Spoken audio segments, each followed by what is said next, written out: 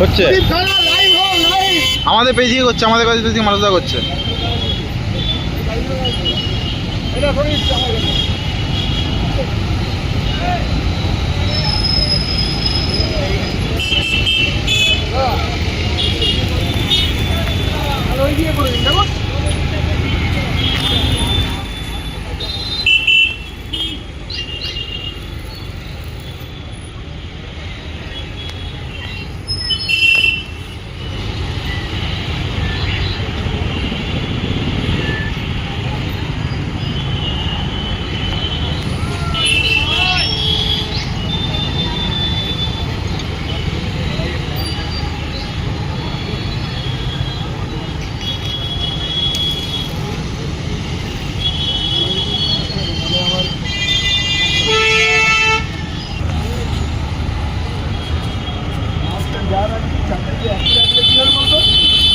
বসালে মাপে বসে যাবে।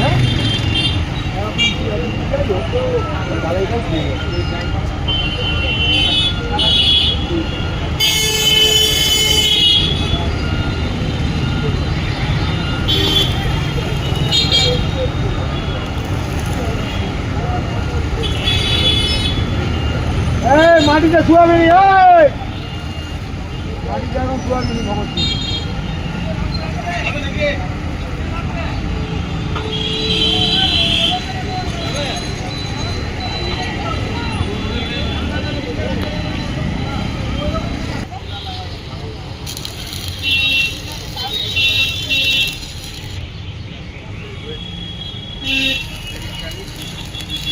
পাটা মাটিতে লেগে গেছে।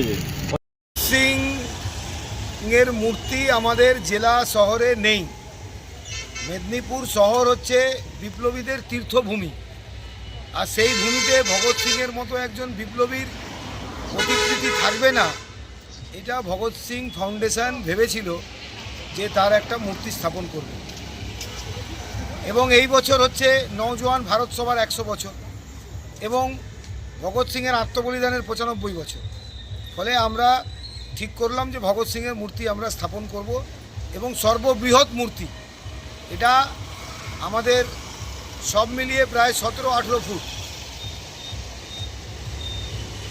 এবং এটাকে কেন্দ্র করে সাংস্কৃতিক প্রতিযোগিতা হবে, বসে আঁকো প্রতিযোগিতা, বক্তৃতা, তারপরে প্রবন্ধ প্রতিযোগিতা এবং 23 তারিখে হবে হচ্ছে তিরঙ্গা র্যালি।